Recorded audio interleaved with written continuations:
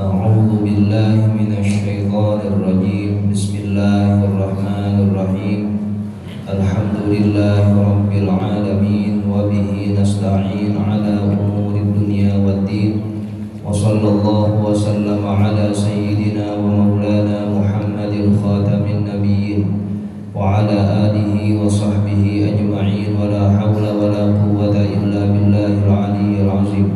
اللهم لا علم لنا إلا ما علمتنا إنك أنت العليم الحكيم، ولا فهم لنا إلا ما فهمتنا إنك أنت الواسع الكريم.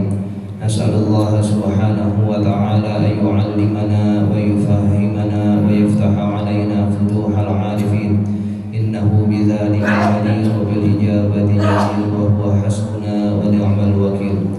إلى حضرة النبي محمد صلى الله عليه وسلم. الفاتحة. بسم الله الرحمن الرحيم. الحمد لله رب العالمين، الرحمن الرحيم، مالك يوم الدين. إياك نعبد وإياك نستعين. اهدنا الصراط المستقيم، صراط الذين أنعمت عليهم غير المغضوب عليهم ولا الضالين. آمين. Adabus sholati, adab-adab di dalam sholat. Bab ini akan menjelaskan kepada kita hal-hal yang berkaitan dengan sholat, yaitu seputar syarat-syaratnya, rukun-rukunnya, sunnah-sunnahnya, dan segala hal yang berkaitan dengan sholat kita. Fa'idha faragta min taharatil hadasi wa taharatil khobasi fil badani, maka apabila engkau telah selesai dari mensucikan hadas dan juga mensucikan kotoran, fil badani, di dalam badan, wasyabi, dan pakaian, wal makani, dan tempat. Ini syarat pertama dalam sholat. Tidaklah kita sholat melainkan harus bersuci dulu, bersih-bersihkan segala macam kotoran-kotoran, juga hadas baik kecil maupun besar harus disucikan, baik itu hadas atau kotoran yang berasal dari badan kita atau pakaian kita. Periksa dulu sebelum sholat pakaian yang akan kita kenakan ada najisnya atau tidak, harus dipastikan. Jangan sampai ada najisnya atau ada kotoran yang nantinya membatalkan sholat kita. Begitupun periksa juga tempatnya, sejadah yang kita pakai atau tempat yang akan kita sholat di situ. Pastikan semuanya suci, bersih, tidak ada kotoran sedikit pun. Wa min satril aurati, dan dari menutup aurat, minas surrati ila rukbati, dari pusar hingga ke lutut. Bagi kita orang laki, syarat selanjutnya adalah menutup aurat. Semua area mulai dari pusar sampai dengkul harus tertutup semua, baik yang depan maupun yang belakang. Jangan sampai terbuka sedikit pun. Maka pakailah pakaian yang apabila kita sholat keadaan area itu tertutup semua. Jangan sampai ketika kita ruku kebuka belakangnya, sementara area belakang itu masih termasuk dari pusar atau di bawahnya, atau lututnya terbuka, celananya sobek. Nanti gak sah itu sholatnya karena syaratnya gak terpenuhi. Kalau orang perempuan semua badannya kecuali wajah dan juga telapak tangan, itu saja yang boleh terlihat, selebihnya harus tertutup. Hatta bagian bawah telapak kaki orang perempuan gak boleh terlihat. Maka pastikan ketika dia ruku, ketika dia sujud, bawah kakinya tidak terbuka, yang hanya boleh terlihat wajah dan kedua telapak tangan. Wajah itu sebagaimana yang sudah kita pelajari ada batasannya. Panjang lebarnya udah ketahuan. Panjangnya dari mulai tumbuh rambut sampai bertemunya dua rahang di wajahnya. Lebarnya dari sisi kuping kiri sampai sisi kuping kanan. Selain itu wajib tertutup. Berarti bagian bawah dagu ini bukan wajah. Sehingga kalau pakai mukena segini saja ini tidak tertutup, gak sah sholatnya. Karena bagian bawah sini bukan area wajah. Wajah cuma sampai bertemu dua rahang, sampai dagu nih. Dari sini ke atas boleh kelihatan. Tapi dari dagu ke bawah ini bukan area wajah. Kalau pakai mukena majuin sedikit ke sini. Kalau kita makainya leher, ininya kelihatan, gak sah sholatnya. Sebab masih terlihat area yang mana itu bukan wajah. Wajah cuma sampai sini doang. Nah, yang ini bukan wajah. Itu kalau perempuan. Karena ini syarat. Yang namanya syarat nggak bisa ditawar. Harus terpenuhi semuanya sehingga sah sholat kita. Fastaqbilul qiblata qa'iman. Sesudah itu semua kita lakukan, maka menghadaplah engkau ke arah kiblat qa'iman dalam keadaan berdiri. Ini syarat selanjutnya, yaitu menghadap ke arah kiblat. Kalau kita sholatnya di depan Ka'bah harus kelihatan arah kiblat kita pada zat Ka'bah itu. Ka'bah di sono, ya harus pada sono. Yakin itu kita menghadap kiblat zatnya atau bentuknya. Tapi kalau jauh dari Ka'bah, ya kayak sekarang kita di sini, Ka'bahnya jauh di Mekah sono, Masjidil Haram, maka kita menghadap kiblatnya secara zon, secara kira-kira, bahwa sekarang kita telah menghadap kiblat dari dada kita. Maka kalau dada kita bergeser lagi sholat, meskipun dia diri, tapi dadanya bergeser ke selain arah kiblat, batal sholatnya.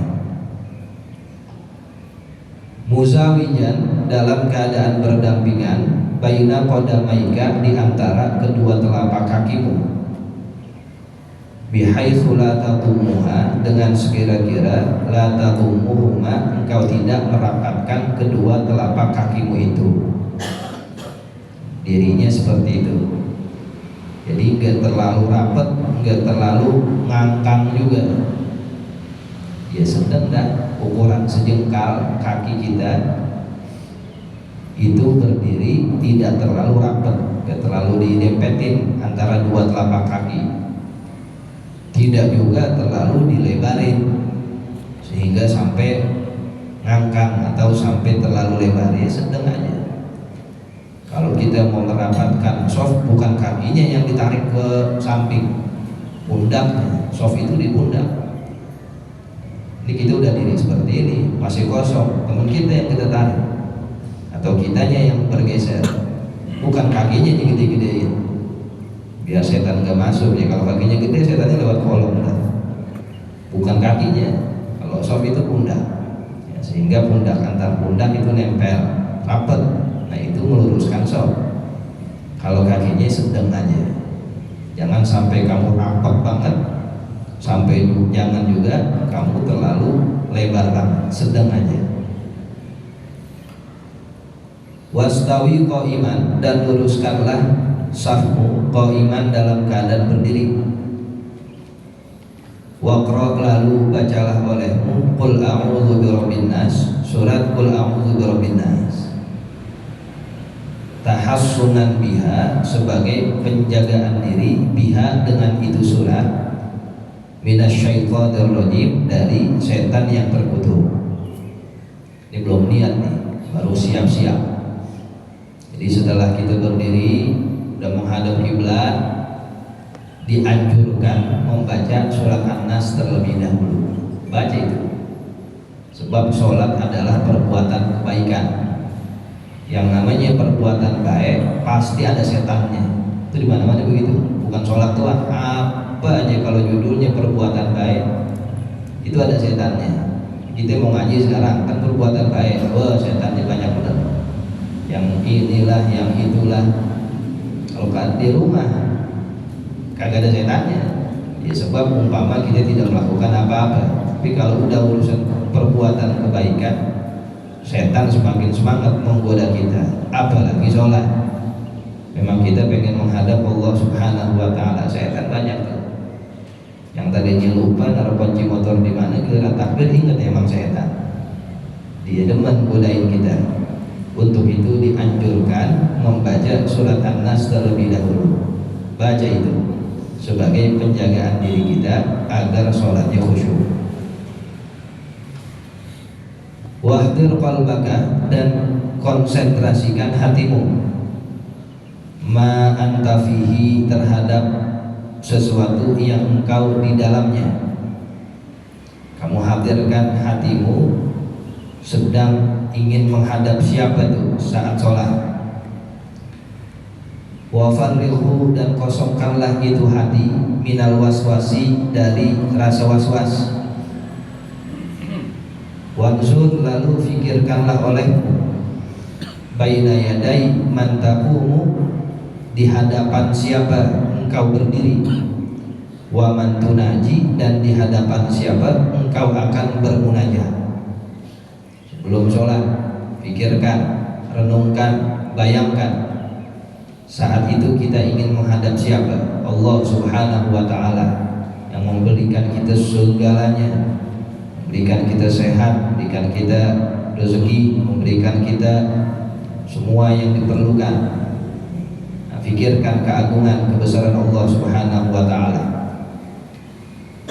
Wastahi, dan malulah engkau, antunaji maulaka, saat engkau bermunajat kepada Tuhanmu Allah Subhanahu wa ta'ala, biqalbin ghafil, dengan hati yang lalai, wa sadrin mashhulin, dan dada yang berisi biwasawisi dunia, dengan kewaswasan dunia, wa khaba'itsi syahawati, dan syahwat-syahwat yang jelek. Jangan sampai kamu bermunajat, kamu memohon kepada Allah, cuman hatinya lalai, hatinya terisi dengan kesibukan-kesibukan dunia. Padahal kamu katakan saat itu Allahu Akbar, Allah Maha Besar, namun di hatinya tidak dihadirkan kebesaran Allah, yang dihadirkan kebesaran-kebesaran dunia. Memang belum cukup 24 jam itu kamu mikirin dunia, kamu mikirin ini, kamu mikirin itu. Timbang disuruh sholat 15 menit aja masih dunia yang dipikirin. Memang sebelum sholat belum cukup, setelah sholat gak bisa dikerjain lagi, dipikirin lagi. Kamu tega mengambil sedikit dari waktu yang Allah berikan, yang harusnya konsen, hatinya suci, hatinya bersih, masih juga engkau pikirin dunia. Kapan waktunya engkau memikirkan Allah Subhanahu wa ta'ala dengan kebesarannya? Saat sholat pun kamu gak bisa terlepas dari itu was-was daripada urusan dunia. Sementara yang kita pengen banyak banget, namun sedikit pun kita tidak bisa menghadirkan kebesaran, keagungan Allah Subhanahu wa ta'ala. Istahi, kata pengarang, biar punya malu ya, kita minta cuman hatinya lalai, kita minta cuman hatinya banyak terisi kesibukan-kesibukan dunia. Wa'alam, dan ketahuilah olehmu, annahu ta'ala, bahwasanya Allah ta'ala muttali'un ala sariratika, senantiasa mengawasi akan rahasia-rahasiamu, wa nazirun ila qalbika, dan senantiasa memandang kepada hatimu. Fa innama yataqabbalullahu min sholatika, maka sesungguhnya Allah Subhanahu wa ta'ala menerima sholatmu, biqadri khusyu'ika, seukuran kekhusyuanmu, wa khudu'ika, dan ketunduk ketundukanmu, wa tawadhu'ika dan ketawaduanmu, wa tadarru'ika dan bersungguh-sungguhnya engkau di dalam memohon kepada Allah Subhanahu wa taala. Ya taqabbalullah, Allah terima sholat yang begitu. Jadi ada yang disebut syurutus sihah, ada yang disebut syurutul qabul. Syaratnya sah sholat tadi tuh harus suci, menutup aurat, menghadap kiblat, itu syarat sah sholat. Kalau kita sholat tidak melakukan hal-hal tersebut, gak sah sholatnya. Udah sah nih sholat kita secara fikih, udah menutup aurat dan menghadap kiblat, udah bersuci, apa ini langsung diterima? Tak dulu. Secara fikih memang udah sah, secara keilmuan udah pantas, sudah masuk. Apakah diterima? Entar dulu. Ada yang disebut dengan syurutul qabul, syarat diterimanya. Apa itu? Khusyuk di dalam sholatnya, khudu itu tunduk, tawadhu bersungguh-sungguh, kosong hatinya selain Allah Subhanahu wa taala. Itu syarat diterima. Ya Allah, lihat hati kita, bener gak nih hamba saya bilang Allahu Akbar, Allah Maha Besar. Pas Allah lihat hatinya, ya masih kerjaan juga yang dipikirin. Katanya tadi pas takbir Allahu Akbar, aku Maha Besar, tapi hatinya masih mikirin yang lain aja. Kazabta, bohong kau. Allah tahu. Lagi takbir buat ruku, Allahu Akbar, dilihat lagi hati kita, bener gitu hamba ngomong Allahu Akbar. Pas dicek, ya masih dunia juga yang dipikirin, urusan ini, urusan itu. Katanya Allahu Akbar, tapi masih yang lain aja. Kazabta, bohong kau. Terus sampai salam. Kalau beda omongan sama yang di hati, isinya bohong semua, itu sholat. Wal'iyadzubillah, itu gak pengen begitu. Nah, jadi secara zahir memang kelihatannya takbir, ruku, i'tidal, orang melihat ini orang sholat. Tapi Allah bukan melihat gerakan itu. Ya, secara fikih, secara ilmu ada tata cara gerakannya ini, ya, hati. Sehingga yang dilihat oleh Allah bagaimana apa yang kita katakan itu sesuai. Allahu Akbar, dilihat, oh iya benar, dia khusyuk, dia meninggikan aku, dia melupakan semua urusan dunianya untuk sementara. Ya, dikatakan shadaqta, benar kau. Lagi ruku, Allahu Akbar, dilihat hatinya, oh iya benar, dia mengagungkan aku. Kerjaan-kerjaannya, urusan dunianya yang dipikirin dulu, yang dipikirin sholatnya sekarang. Shadaqta. Kalau sampai salam begitu semua, maka dalam sholat kita isinya kejujuran semua. Nah, itu baru yang disebut inna sholata tanha 'anil fahsya'i wal munkar. Sholat itu sholat doang, sebenarnya dapat mencegah engkau dari perbuatan buruk dan kemunkaran. Terus kenapa banyak orang yang sholat masih berbuat buruk, masih berbuat munkar? Ya sholatnya kagak benar, masih firman Allah salah. Itu dalam Quran kita baca, shadaqallahul azim, maha benar Allah dari segala firman-Nya. Di antara firman Allah, innas sholata tanha 'anil fahsya'i wal munkar. Itu firman Allah, udah pasti benar. Sesungguhnya sholat tanha, itu sholat dapat mencegah. Artinya sebelum perbuatan buruk, itu sholat dapat mencegah. Nggak ada yang namanya orang sholat berbuat keburukan, berbuat kemungkaran. Adapun orang yang sholat masih buat keburukan, kemungkaran, periksa lagi sholatnya. Nah, bisa jadi ada yang kurang, bisa jadi ada yang belum sesuai. Karena ini yang dilihat oleh Allah adalah kekhusyuan. Itu orang sholat lagi khusyuk, masih mikirin yang lain aja. Pantas sholatnya nggak bisa mencegah dia daripada kemungkaran. Wa'budhu, dan sembahlah Allah fi sholatika, di dalam sholatmu, ka'annaka tarahu, seakan-akan engkau melihat Allah Subhanahu wa ta'ala. Fa'in lam takun tarahu, maka apabila engkau tidak melihat Allah Subhanahu wa ta'ala, fa'innahu yaraka, maka sesungguhnya Allah melihat engkau. Bayangkan kita melihat Allah, oh gak bisa, yaudah pastikan Allah itu melihat kita di dalam sholat. Fa'il lam yahdur qalbuka, maka apabila hatimu tidak konsen, kita gak bisa menghadirkan hati di dalam sholat. Walam taskun jawarihuka, dan tidak tenang anggota-anggota badanmu. Liqusuri ma'rifatika bijalalillahi ta'ala, karena sedikitnya pengetahuan engkau terhadap keagungan Allah subhanahu wa ta'ala. Faqaddir, maka fikirkanlah, anna rajulan sholihan, bahwasanya terdapat orang soleh, min wujuhi ahli baitika, dari kalangan orang-orang terpandang dari keluargamu, yang suruh ilaika, sedang memperhatikan kau, liya'lama kaifa sholatika, liya'lama kaifa sholatuka, untuk ia mengetahui bagaimana sholat kau. Bapak kita gak bisa menghadirkan hati biar konsen mengingat Allah dalam sholat, sebab ilmunya kurang, sebab banyak segala sesuatu yang menjadikan kita lalai. Coba bayangkan ketika kita sholat ada orang yang kita anggap ini orang soleh, orang tinggi kedudukannya, lagi mengamati sholat kita.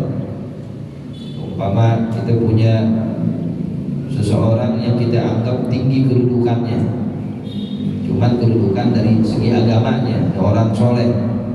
Siapa? Para wali umpama, kita hormati mereka. Atau daripada orang-orang yang memiliki ilmu tinggi, para ulama umpama. Kita lagi sholat, ya Allah Akbar, bayangin tuh di depan kita para wali, para ulama, para sahabat, pokoknya orang-orang yang tinggi derajatnya di sisi Allah lagi ngeliatin kita begini. Kira-kira benar ke sholat kita? Nah, benar, takut macam-macam, masya Allah. Depan kita Syekh Abdul Qadir Jilani umpama nih, depan kita Imam Syafi'i, depan kita sahabat Abu Bakar, depan kita para aulia, para ulama. Ini kita sholat ditonton sama mereka. Kira-kira benar gak tuh? Masya Allah, sampai nunduk-nunduk di situ sholat, yang lagi diperhatiin. Kayak bocah lagi setoran sholat di kelasnya begitu, di praktek sholat, gurunya kan perhatiin biar dia dapat nilai tinggi bagaimana. Masya Allah, fasih bener bacanya, tumben bener. Sholat fasih biasa kaki orang lagi nyetor nilai. Sungguh-sungguh, bayangin begitu coba. Kita lagi setoran nilai sholat, depan kita mau diponten nih. Yang nonton bukan orang sembarangan, memang orang ahli ilmu semua. Fa'inda dzalika yahduru qalbuka, maka saat itulah hadir hatimu. Wa tasqunu jawarihuka, dan akan tenang anggota-anggota badanmu. Tumarji' ila nafsika, kemudian kembalilah ke hatimu sekali lagi. Waqul, dan katakan, ya nafsasu, wahai jiwa yang buruk, ala tastahiyanna, tidaklah engkau malu, min khaliqika wa maulaka, dari penciptamu dan Tuhanmu Allah subhanahu wa ta'ala. Kenapa malunya? Idh qaddar tibtila'a abdin dhalil, sebab engkau mengira-ngira perhatiannya seorang hamba yang hina, min ibadihi, dari hamba-hamba Allah, alaiki, terhadap dirimu, terhadap engkau wahai nafsu. Wa laisa biyadihi, dan sementara itu tidaklah di genggaman hamba tersebut dhurruki wala naf'uki, bahayamu dan kemanfaatanmu. Khasha'at jawarihuki, engkau bisa khusyuk. Jawarih, khasha'at jawarihuki, khusyuk anggota-anggota badanmu. Wa hasunat sholatuki, dan bagus cara sholatmu. Tsumma innaki ta'lamin, kemudian engkau sangat mengetahui, annahu muttali'un alaiki, bahwasanya Allah memperhatikan atas sholatmu. Wala takhsha'ina li'azamatihi, namun engkau tidak khusyuk kepada keagungan Allah Ta'ala. Ahuwa ta'ala indaki aqallu min 'abdin min ibadihi, apakah Allah Subhanahu wa ta'ala di sisimu lebih rendah dari hamba-hambanya Allah? Fama asyadda tughyanaki wa jahlaki, maka betapa kurang ajarnya dirimu, wajah laki, dan betapa bodohnya engkau. Wa ma a'zama adawataki li nafsiki, dan betapa besarnya permusuhanmu kepada dirimu sendiri. Dan itu kamu bisa khusyuk dilihatin orang, padahal orangnya kagak ada. Namun ketika engkau bayangkan di hadapanmu banyak orang-orang soleh, orang-orang ahli ilmu sedang memperhatikan sholatmu lalu dinilai, itu kamu bisa khusyuk. Padahal mereka hamba Allah sama kayak kamu hamba Allah, yang segala macam kemudaratan, kemanfaatan dirimu bukan di genggaman mereka. Ya memang mereka ahli ilmu, mereka ahli ibadah, tapi statusnya kan sama-sama hamba Allah. Kenapa giliran engkau menghadirkan hamba Allah bisa khusyuk, namun engkau tidak khusyuk dalam menghadirkan Allah Subhanahu wa ta'ala? Ada bodoh benar. Makanya dinilai umpama bisa kamu khusyuk, padahal yang nilai hamba juga. Saat tidak ada mereka, engkau juga dinilai oleh Allah. Cuma engkau tidak dapat membaguskan atau mengkhusyukkan sholat engkau. Jadi caranya seperti itu awalnya. Nanti lama-lama kita bisa lepas dari yang tadinya membayangkan orang dalam sholat kita buat dinilai khusyuk kita. Nah, lama-lama kita lepas itu, artinya tidak usah bayangin lagi, langsung saja bayangkan Allah Subhanahu wa ta'ala yang segala macam karunia-Nya sudah diberikan kepada kita. Wa'alid qalbaka, dan obatilah hatimu bihadihil hiyali, dengan tipu muslihat tersebut. Fa'asahu, maka semoga saja itu hatimu ayyahdur ma'aka fi sholatika, dapat hadir bersamamu di dalam sholatmu. Ya, gak apa-apa dah. Pertama coba kamu bayangkan di depan kamu ada orang yang kau hormati sehingga sholat kamu tuh khusyuk. Gak apa-apa awal-awalnya, tapi setelah itu kamu lepas perhatian makhluk, coba langsung kamu fikirkan keagungan Allah.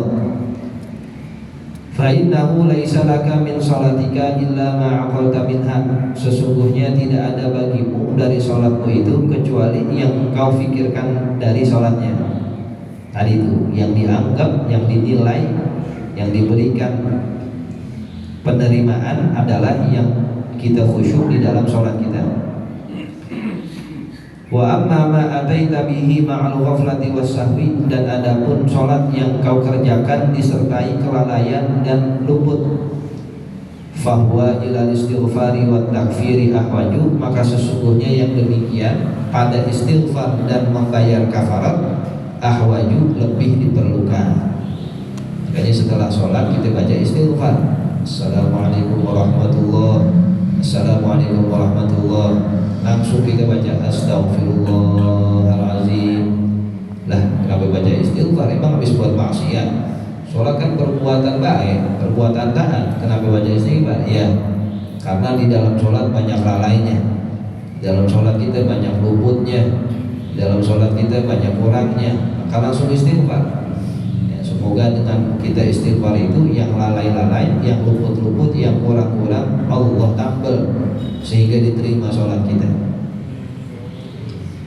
Fa idza hadara qalbuka, maka apabila sudah hadir hatimu, sudah konsen, sudah siap menghadap Allah, fala tatrukil iqamata, maka janganlah engkau meninggalkan qomat. Wa in kunta wahdaka, meskipun engkau sholat sendirian, meskipun sendirian di rumah, di kamar kita sholat, umpama lagi munfarid, qomat. Wa ini tazarta hudhura jama'atin, namun apabila engkau menunggu kedatangan jamaah, fa'adzin, maka azanlah terlebih dahulu, summa aqim, kemudian baru qomah. Qomah di masjid memang waktunya sudah datang, ya azan sambil menunggu jamaah yang lain, setelah itu baru qomah. Fa idza aqamta, maka apabila engkau telah qomat, fanwi, lalu niatlah. Wa qul fi qalbika, dan bacalah di dalam hatimu, uaddi fardhu zuhri lillahi ta'ala, aku melaksanakan sholat fardu zuhur karena Allah ta'ala. Itu niat kita hadirkan di dalam hati bersamaan dengan takbir. Wal yakun zalika hadiran fi qalbika inda takbirika, dan hendaklah menjadikan makna lafaz-lafaz itu, makna niat hadiran, senantiasa hadir, fi qalbika, di dalam hatimu, inda takbirika, ketika takbiratul ihram. Wala ta'zumu 'anka niyatu, dan janganlah engkau menghilangkan niat itu qabla al-faraghi, sebelum selesai minat takbiri, dari takbir. Jadi takbir kita di dalamnya itu niat. Umpama kita pengen sholat fardu, maka ada hal-hal yang tidak boleh hilang dari niat kita, yaitu 3 hal. Pertama, kelakuan sholatnya. Kedua, fardunya. Ketiga, macam sholatnya. Umpama sholat subuh tadi, musolli fardhos subhi, itu 3 unsur yang gak boleh hilang dalam niat sholat fardu. Musollinya, fardunya, itu fardhu. Sholat apa itu? Subuh, umpama subuh, kita katakan musolli fardhos subhi. Adapun selebihnya rakaataini mustaqbilal qiblati, adaan, imaman atau makmuman lillahi ta'ala, sunnah semuanya. Kalau kita lakukan lebih bagus, lebih baik. Tapi di dalam menghadirkan niat, niatkan yang penting di hatinya. Sebelum itu kita lafazkan umpama usolli fardhu subhi, itu belum terhitung niat tuh. Baru lafaznya saja untuk membantu kita menghadirkan niat. Yang terpentingnya ketika kita takbir, di situ dalam hati terlintas. Bisa kita melintaskan semua niat itu, mulai dari usolli sampai lillahi ta'ala. Umpama kepanjangan karena takbirnya sebentar, takbir cuma beberapa detik doang, Allahu Akbar, bisa gitu. Dalam kita melafazkan Allahu Akbar, dalam hati ini usolli fardhu subhi rakaatain terus sampai lillahi ta'ala. Umpama kepanjangan, maka 3 hal tadi jangan sampai hilang. Usollinya, fardhonya, subuhnya. Dalam hati kita katakan, saya niat sholat fardu subuh. Nah, itu 3 hal yang tidak boleh hilang ketika kita melakukan sholat fardu. Adapun selebihnya menjadi kesunahan yang kita lakukan mendapat keutamaan tertentu.